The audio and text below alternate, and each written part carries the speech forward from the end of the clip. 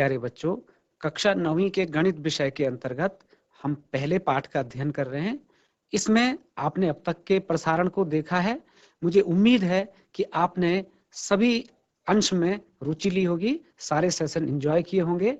प्यारे बच्चों, बिना अभ्यास के हम गणित में बहुत अच्छा नहीं कर सकते। मैंने आपको पहले भी बताया है कि जब भी, चाहे आपका कक्षा अध्यापन आपके स्कूल का हो, चाहे ये वाला माध्यम हो, सारे के सारे प्रश्नावलियों के प्रश्नों को यहाँ पर समाहित करना संभव नहीं है।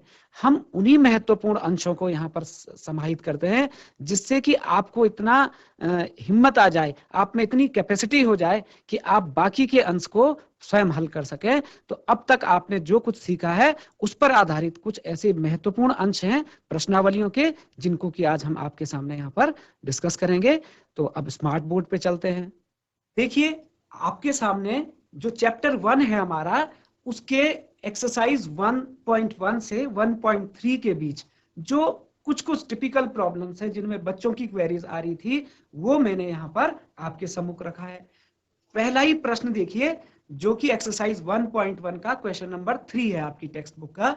तो इसमें है कि 3/5 तथा 4/5 के मध्य आपको 5 परिमेय संख्याएं ज्ञात करनी है।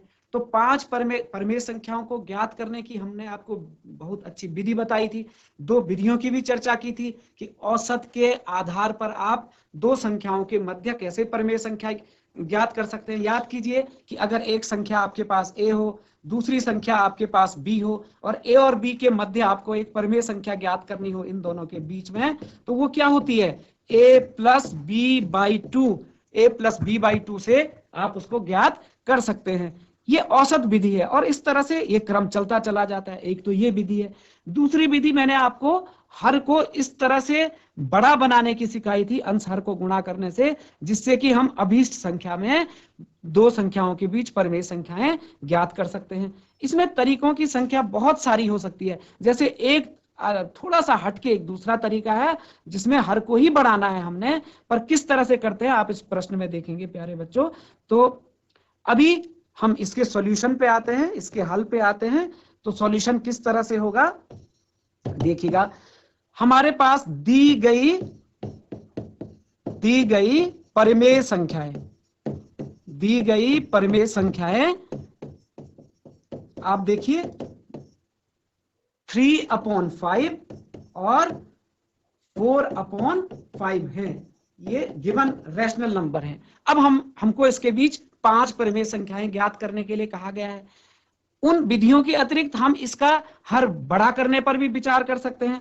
उदाहरण के लिए हम इसका हर 50 कर दें दोनों का, क्योंकि 5 को और दोनों 5 हर हैं दोनों के, तो दोनों के हर को बड़े आसानी से हम 50 बना सकते हैं। तो इसको 10 से गुणा करना पड़ेगा अंश हर को। तो फिर पहली संख्या हो जाएगी 3/5। अंश और हर को अगर मैं 10 से गुणा करता हूं तो ये क्या हो जाएगा? 3 × 30 और हर हो गया 5 × 50। इसी प्रकार जो दूसरी संख्या है वो 4/5, इसको भी मैं हर को 50 बना देता हूं, उसके डिनोमिनेटर को 50 बना देता हूं। तो 4/5 को भी 50 बनाने के लिए अंश और हर में हम देखिए 10 की गुणा कर देते हैं। तो 4 × 40 और 5 × 50, 40/50 आ गया है। अब आप बड़े आसानी से देख रहे होंगे कि दरअसल 3/5 की वैल्यू अब हमारे पास 30/50 है। इसी तरह से 4/5 की वैल्यू, इसकी जो समतुल्य भिन्न है, वो 40/50 है। तो हम काफी परिमेय संख्याएं इनके बीच निकाल सकते हैं। 30 के बाद अब इसके आप अंश को बढ़ाते चले जाइएगा और यहां तक लाने पर हम लगभग 10 निकाल सकते हैं। हमको 5 ही लिखनी है। तो 5 परिमेय संख्याएं क्या हो जाएंगी? 5 परिमेय संख्याएं, मतलब जो हमको चाहिए उन परिमेय संख्याओं की बात हो रही है। जो हमको चाहिए उसको अंग्रेजी में रिक्वायर्ड कहते हैं और हिंदी में अभीष्ट कहते हैं। तो मैं उसके साथ ये भी जोड़ सकता हूं, अभीष्ट परिमेय संख्याएं। अभीष्ट का अर्थ हुआ जो हमको चाहिए, those which are required rational numbers. तो आप देखिए 31/50, अगला आप बढ़ाते जाइए 32/50, इसका अंश बढ़ाना है, न्यूमरेटर बढ़ाना है। इसके बाद 33/50, इसके बाद 34/50 और इसके बाद 35/50। हमसे 5 ही पूछा था, तो ये 5 परमेय संख्याएं दी गई परमेय संख्याओं के मध्य प्राप्त हो गई और यही प्यारे बच्चों यही आपका आंसर है। तो मैं उम्मीद करूंगा कि आप इसको पुनः दोहराएंगे। इससे मिलते जुलते और प्रश्न आप स्वतः उन प्रश्नों की रचना कर सकते हैं और स्वतः उन प्रश्नों को हल भी कर सकते हैं। तो अब हम आपके थोड़ा सा एक अन्य समस्या है जिस पर की क्वेरीज हैं कि क्वेश्चन नंबर 2 है ये हमारा और आपकी एक्सरसाइज 1.2 का ये क्वेश्चन नंबर 3 है। प्यारे बच्चों, पिछले सत्र में हमने आपको दर्शाया था कि किस प्रकार आप √2 और √3 को संख्या रेखा पर निरूपित करते हैं। वर्गमूल 2, वर्गमूल 3 का संख्या रेखा पर निरूपण। अब इस प्रश्न में कहा गया है कि दिखाइए कि संख्या रेखा पर √5 स्क्वायर रूट 5 को किस प्रकार निरूपित किया जा सकता है। तो थोड़ा सा चीज बदल गई पर तरीका तो आपका वही रहेगा। हम ये विचार करेंगे कि जो स्क्वायर रूट 5 है, वर्गमूल 5 है, उसको किन दो संख्याओं के वर्गों के वर्गमूल के रूप में लिखा जा सके। जैसे कि √5 को आप थोड़ा सा ध्यान दीजिए, 5 का मान हम 4 लिख सकते हैं, 4 + 1 लिख सकते हैं। तो 4 + 1 की वैल्यू हमारी 5 होती है। तो ये √5 = 4 + 1 का √ बिल्कुल सही है। अब हम इस 4 को, ये किसी का होल नंबर का स्क्वायर है, ये 2 का स्क्वायर हो गया। देखिए 1 स्वयं 1 का स्क्वायर होता है, तो 2 स्क्वायर + 1 स्क्वायर। यही मैं चाह रहा था कि 5 को दो संख्याओं के वर्गों के रूट के रूप में मैं व्यक्त करूं। तो √5 हमारा इस तरह से व्यक्त हो गया। देखिए, तो अब हम क्या कर सकते हैं, संख्या रेखा लेंगे। आपने एक संख्या रेखा बनानी है। संख्या रेखा पर कहीं ना कहीं यहां पर अगर हम 0 मान लें, यहां पर संख्या -1 मान लें बाईं ओर, यहां पर दाईं ओर 1, इस तरह से 2, इस तरह से 3 और ये 4 और ये क्रम चलता चला जाएगा जैसा हम पहले करते आए हैं। अब प्यारे बच्चों, हमारे पास हमने संख्या 2 को आधार ले लीजिए। ये 2 का आधार मतलब 2 इकाई हमको संख्या रेखा पर लेना है। तो 0 से 2 तक चलने में अगर मैं इस रेखाखंड को ओवरराइट कर दूं आपके सामने, तो ये हमारे पास 2 इकाई का रेखाखंड प्राप्त हो गया। देखिए यहां से यहां तक, 0 से 2 तक। और चांदे की सहायता से या आप स्केल की सहायता से जितना आपने 1 इकाई संख्या रेखा पर पैमाना लिया है, 1 इकाई, 2 से प्रारंभ करते हुए 1 इकाई का आप रेखाखंड खींच देंगे, लंबवत रेखाखंड। ये इस तरह से जब निशान बनाते हैं तो ये लंबवतता की शर्त को प्रकट करता है। तो ये 2 हो गया प्यारे बच्चों और ये 1 हो गया। अब हम क्या करते हैं कि O से इस बिंदु को मिला देते हैं। तो इन बिंदुओं का नाम रखना उचित है, ये आप स्केल और पेंसिल आदि की सहायता से करेंगे। तो मान लीजिए कि ये O बिंदु वास्तव में जो 0 है वो O ही बिंदु हो, और जो 2 पर है उस बिंदु का नाम हम A रख दें, और जो ये शीर्ष यहां पर ये शीर्ष बना है त्रिभुज का, इस शीर्ष को हम C कह दें। तो अब हमारे पास हम जानते हैं कि ये जो त्रिभुज बना है OAC वो एक समकोण त्रिभुज है, और समकोण त्रिभुज का कर्ण किसके बराबर होगा, इसका वर्ग धन इसका वर्ग और दोनों के वर्गमूल के बराबर। तो 2 का वर्ग 4, 1 का वर्ग 1 और उन दोनों के वर्गों को जोड़ के जो वर्गमूल आएगा पाइथागोरस प्रमेय से ये वर्गमूल 5 के बराबर आ गया। प्यारे बच्चों, इनको आप चरणबद्ध रूप से ये रचना के चरण भी लिख सकते हैं कि सर्वप्रथम संख्या रेखा खींचेंगे। मतलब जो भी एक्टिविटी अभी हमने आपके सामने की है इसको अपनी नोटबुक पे स्टेप वाइज भी लिख सकते हैं कि पहले क्या किया, उसके बाद क्या किया, उसके बाद क्या किया। तो वो आपको दीर्घ अवधि में बाद में याद करने में भी और उसको लिखने में भी समझने में भी सहायता होगी। अब आपने वृत्त के गुण का प्रयोग करना है। वृत्त का गुण क्या कहता है कि उसके केंद्र से परिधि पर अवस्थित प्रत्येक बिंदु की दूरी समान होती है। Every point on the circumference of the circle is equidistant from its origin. तो O से C को त्रिज्या लेते हुए मैं एक चाप खींच देता हूं प्रकार की सहायता से, और वो चाप मान लो D बिंदु पर इसको प्रतिच्छेद करता है। तो प्यारे बच्चों, ये जो D पॉइंट है हमारा, दरअसल यही बिंदु संख्या रेखा √5 को निरूपित करेगा। तो मैं उम्मीद करता हूं कि बड़ा सहज है, इसका आप अभ्यास करेंगे। यहां पर यह महत्वपूर्ण है कि आपने दी गई संख्या को किस तरह से स्प्लिट करना है। उसको जैसे 5 को हमने 2 का स्क्वायर प्लस 1 का स्क्वायर लिखा था, याद कीजिए जब √3 को हमने प्लॉट किया था पिछले सेशन में, तो √3 को किस तरह से तोड़ा था। √3 को हमने लिखा था √2 + 1। अब 2 किसका स्क्वायर है, 2 को स्क्वायर बनाने के लिए हमने √2 का स्वयं स्क्वायर किया, फिर 1 का स्क्वायर किया, यानी 2 वास्तविक संख्याओं के वर्ग के रूप में इसको निरूपित करा। प्यारे बच्चों, तो यहां पर तो इस तरह की स्थिति थी, लेकिन 5 के केस में तो इससे भी आसानी है, क्योंकि ये दोनों पूर्ण संख्याओं के वर्ग के रूप में हमको यहां पर मिला है। यहां पर ना तो ये √2 यहां आया ही, ना इस तरह की कोई कठिन संख्या आई, बड़ी आसान संख्या आई। 2 का वर्ग 2 आप आसानी से संख्या रेखा पर देख सकते हैं, एक इकाई आसानी से प्लॉट कर सकते हैं। तो मैं उम्मीद करूंगा कि आप इसका अभ्यास करेंगे और इसी की तर्ज पर आप एक अपना एक्सपर्टीज बढ़ाने के लिए √7 को प्लॉट करने का अभ्यास कीजिए संख्या रेखा पर। आज आप ये काम अवश्य कीजिए।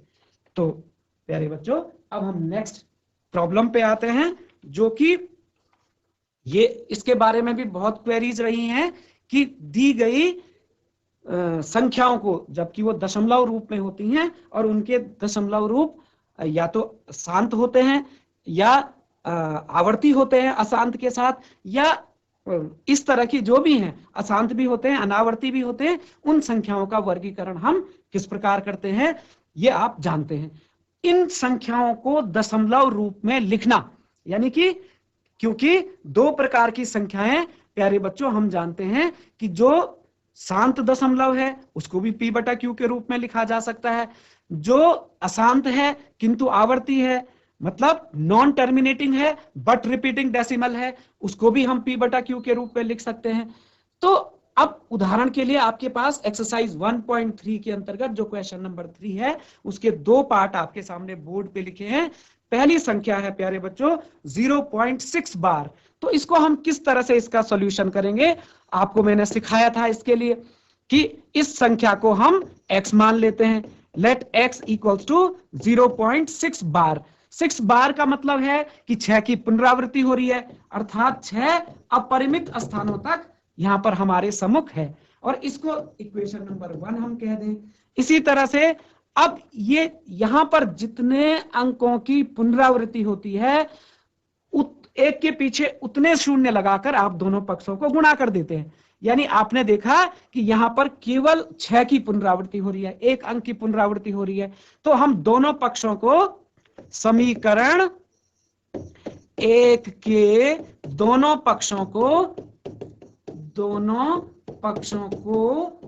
10 से गुणा करने पर, 10 से गुणा करना है आपने। 10 से गुणा करेंगे तो क्या आएगा, ये पहला वाला प्रॉब्लम आपका 10x = इस समीकरण को 10 से गुणा करना है, इस वाली इक्वेशन को। तो 10x = जब यहां 10 से गुणा करेंगे तो दशमलव एक स्थान दाईं तरफ खिसक जाएगा, तो 6 दशमलव, मगर दाईं तरफ तो दशमलव स्थानों की संख्या अपरिमित है, तो अपरिमित में से एक 6 इधर आ गया तो कोई कम थोड़ा नहीं होगे, कोई फर्क नहीं पड़ेगा, उतने ही 6 पुनरावृत्ति के साथ हमारे दाहिनी ओर अभी भी उपलब्ध है। इसको हम इक्वेशन नंबर 2 कह देते हैं प्यारे बच्चों।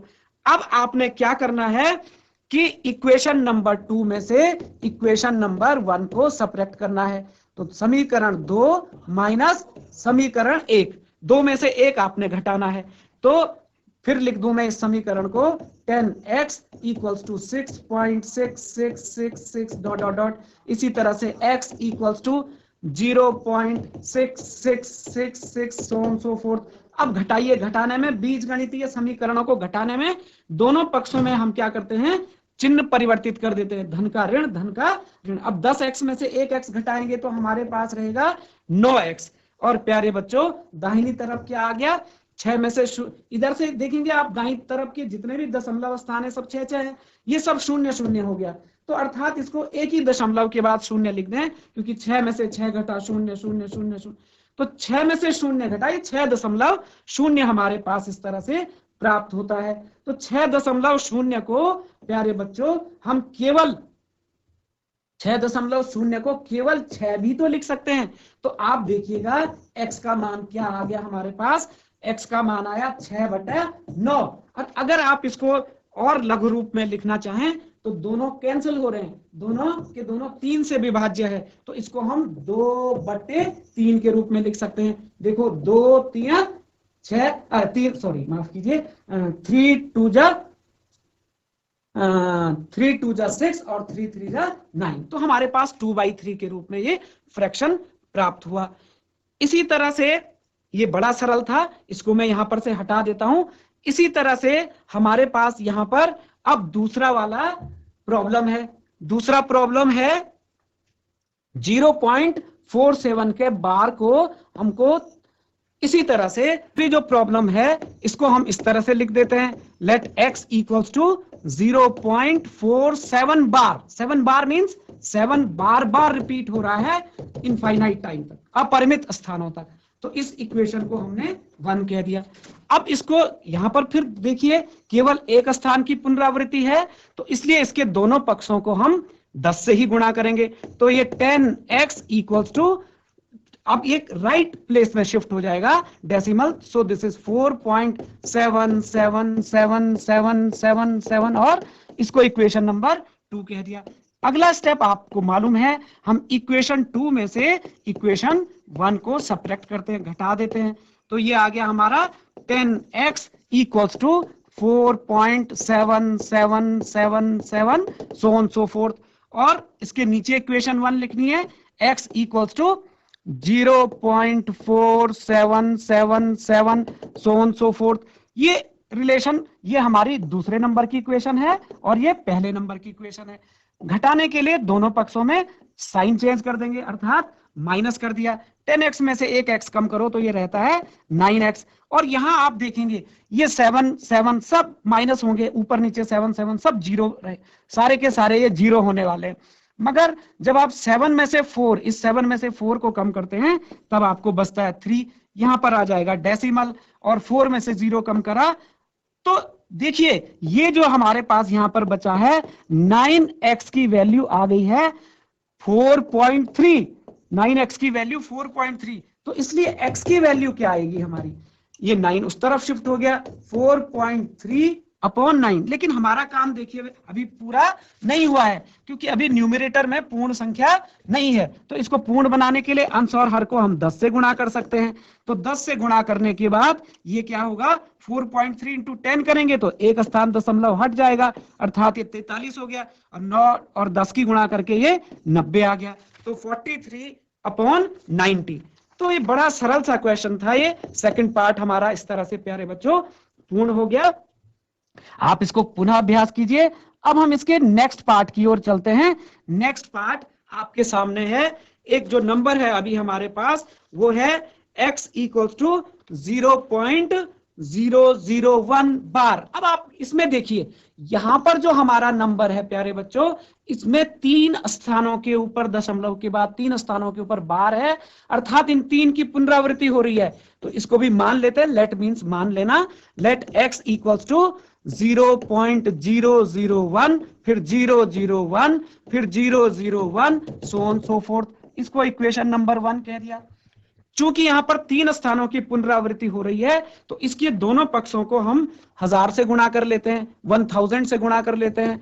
तो भाषा आप लिख सकते हैं 1000 गुणा x बराबर, अब जब 1000 से आप इसको गुणा करेंगे तो ये वाला जो डेसिमल है यहां पर वाला, ये 3 स्थान राइट साइड में शिफ्ट हो जाएगा, यानी ये यहां 1 पॉइंट हो जाएगा, 001 के बाद डेसिमल आएगा। तो 1 पॉइंट, ये क्या होने वाला है आपके सामने, दिस इज 1 पॉइंट। अब ये यहां चला गया तो 001 फिर 001 फिर 001। भाई ये तो अनंत संख्याएं हैं, मतलब अनंत अंक लिखे गए हैं, अनंत बार ये रिपीट हो रहा है। तो एक बार इधर शिफ्ट होने से इस पे भी कोई फर्क नहीं पड़ता, ये हमारी रिलेशन नंबर 2 हो गई। अब आपने पिछले प्रश्न की समान इक्वेशन नंबर 2 में से इक्वेशन 1 को सब्ट्रैक्ट करना है।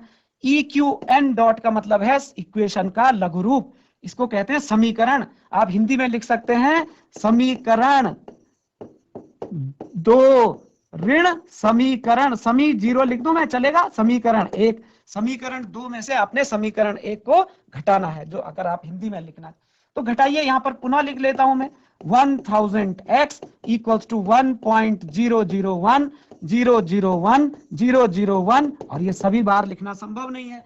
ठीक इसके नीचे x इक्वल्स टू क्या था 0.001 सो ऑन सो फोर्थ। अब आप जब इसको घटाएंगे तो देखिए ये आ गया 999x 999x, और यहां जब आप घटाते हैं तो हमारे पास क्या प्राप्त होता है, घटाने के बाद ये आया। अब देखिए 1 इस 1 में से 1, इसी तरह से ये 1 में से 1 0 0 माइनस 0 0, ये सारे के सारे इधर के ऊपर नीचे देखिए समान राशियां हैं, समान अंक है, सब 0 हो गया। 1 में से 0 आपने कम किया तो ये 1.0000 आया, 1.00000, तो सभी 0 लिखना कोई होशियारी की बात नहीं है, तो इसको हम इस तरह से लिख सकते हैं 999x equals to 1, therefore the value of x is 1 upon, इधर गुणा कर रहा है 999, तो आप सब जानते हैं इस तरफ जाके क्या होता है। वैसे जाता आता कुछ नहीं है, वो आपको क्लास 7th में और 6 में इसकी ट्रिक्स बताई गई हैं। पर मान लीजिए ये 999 राइट साइड में डिवाइड करेगा तो 1 अपॉन 999 हमारी ये क्या आ गई, रिक्वायर्ड रैशनल नंबर आ गया, which is in the form of p upon q। तो p अपॉन q के रूप में दी गई परमेय संख्या। तो प्यारे बच्चों आप इसका पुनः अभ्यास करें। अब हम जो इसका दूसरा खंड है जो यहां पर लिखा है 0.32 बार वाली संख्या पर आते हैं। तो यहां पर आप देखिए 0.032, हाँ बिल्कुल सही 0.032, लेकिन यहां पर पुनरावृत्ति केवल 2 स्थानों की हो रही है, तो हम यहां पर क्या करेंगे, लेट x इक्वल्स टू 0.03232। आपने देखा है केवल 2 ही स्थानों की पुनरावृत्ति हो रही है, और इसको जब 2 स्थानों की हो रही है तो 100 से गुणा करेंगे 100x इक्वल्स टू, तो ये डेसिमल का अंक, जो डेसिमल का साइन है वो राइट साइड में 2 स्थान शिफ्ट कर जाएगा, यानी 1 स्थान 2 स्थान, तो ये कहां पर आना है, this is 3 point up to, फिर 323232। एक बढ़िया सी बात आपने देखी होगी कि 3 के ऊपर 3, 2 के ऊपर 2 आ रहा है इस स्थान के बाद, इस स्थान के बाद। तो अब मैं सीधा ही घटा दूं, मान लो इसको इक्वेशन नंबर 2 में से इक्वेशन नंबर 1 को घटाता हूं, ये 1 इक्वेशन है और ये 2 इक्वेशन है, तो 100 में से 1x घटाया आपने, ये आया 99x, और 99x आप दाईं तरफ ध्यान देंगे तो ये हमको 3.2 प्राप्त होता है। तो बच्चों x इक्वल्स टू क्या हो जाएगा, 3.2 अपॉन 99। पिछले समस्या की तरह ऊपर नीचे 10 से गुणा कर लेंगे ताकि हमारे पास क्या कहते हैं, दशमलव का स्थान अंश में ना बचे, मतलब पूर्ण संख्या प्राप्त हो जाए। तो 32 अपॉन 990। अब इसको अंश और हर को आप काट कर और लघु रूप में लिख सकते हैं, तो दोनों 2 से विभाज्य है अंश और हर, तो x का मान हो गया 16 अपॉन 495। तो बड़े आसानी से हमने इसका सॉल्यूशन कर लिया प्यारे। तो मैं उम्मीद करूंगा कि आप इसके जैसे और प्रश्नों को हल करेंगे। अब आपको देखिए एक प्रश्न पे मैं फटाफट आ रहा हूं, ये आपका क्वेश्चन नंबर 4 करके अभी है, और वैसे ही आपकी एक्सरसाइज 1.3 का क्वेश्चन नंबर 9 है। तो बताइए कि निम्नलिखित संख्याओं में से कौन कौन सी संख्याएं परमेय और कौन कौन सी संख्याएं अपरमेय हैं। यानी आपने केवल परमेय और अपरमेय के रूप में इनका वर्गीकरण करना है। तो ये पहली संख्या के बारे में आप अंडर रूट 23 प्राइम नंबर है, और प्राइम नंबर का स्क्वायर रूट हमेशा इर्रेशनल होता है, तो ये दावे के साथ आप क्या कहेंगे कि यह संख्या अपरिमेय है। तो पहली वाली तो इर्रेशनल हो गई, अपरिमेय हो गई। इसी तरह से 225 किसी पूर्ण संख्या का वर्ग है प्यारे बच्चों, इसका वर्गमूल आप जानेंगे 15 गुणा 15 करेंगे तो ये कितना प्राप्त होगा आपको, इसका 15 गुणा 15 225, इसलिए 225 का वर्गमूल आपका 15 हो गया, जो कि एक 15 कैसी संख्या, परमेय, तो ये संख्या हो गई आपकी परमेय। इसी तरह से ये जो संख्या लिखी है यहाँ पर, ये तो शांत दशमलव है, तो शांत दशमलव संख्या बिल्कुल आपकी परिमेय होती है। इसमें सर्टेन प्लेसेस तक डेसिमल है और उसके बाद कोई डिजिट नहीं, तो निश्चित रूप से ये संख्या हमारी परिमेय संख्या है। इसके बाद भी एक आध समस्याएं और हैं, जैसे मान लीजिए ये संख्या है 7.478, तो आप देख रहे होंगे कि यहां पर इसको हम इस तरह से भी लिख सकते हैं 7.478, 3 स्थानों की पुनरावृत्ति हो रही है, रिकरिंग डेसिमल है ना, अशांत है किंतु आवर्ती है, तो ये भी किस तरह की संख्या है, परिमेय संख्या, तो इसका उत्तर आप परिमेय देंगे। इसी तरह से अब इस पर जरा विचार करिए, ये वाली संख्या 1.101001, यहां तो 1 शून्य था, फिर 2 शून्य, फिर 3 शून्य, फिर 4, ये क्रम चलता जाएगा, तो इसमें अनएंडिंग डेसिमल है और ये रिकरिंग भी नहीं है, यानी नॉन टर्मिनेटिंग नॉन रिकरिंग, अशांत अनावर्तित टाइप का दशमलव है, तो इसको हम अपरिमेय संख्या कहेंगे। तो प्यारे बच्चों, ये कुछ आपके सम्मुख प्रश्न थे, आप इसी तरह के विविध प्रश्नों का अभ्यास कीजिए। अब अगले सत्र में मिलेंगे, धन्यवाद।